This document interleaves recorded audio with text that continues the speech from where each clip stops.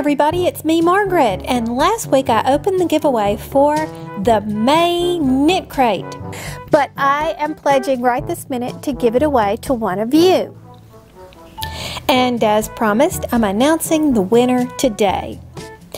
Now, the May Knitcrate contains 2 hanks of gorgeous black and white marled sock yarn, 2 beautiful patterns with a total retail value of $63. The winner will need to contact me through YouTube's private message system, so if you don't know how to use it, Google it.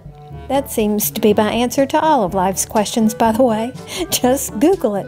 If you did not win but are interested in purchasing your own Knitcrate subscription, go to knitcrate.com and use the code CHEAP20 for 20% off your first month. Just a reminder that the winner was picked randomly from the comments section where I asked you to leave a tip about craft organization. Some terrific ideas were contributed, so consider reading through those if you could use some inspiration in that department. My next video will highlight a few commenters, and I'll show you how I organize my craft supplies without breaking the bank. Drum roll, please. And the winner is CD Acqui, better known to me as Rose from the Philippines. Congratulations, Rose.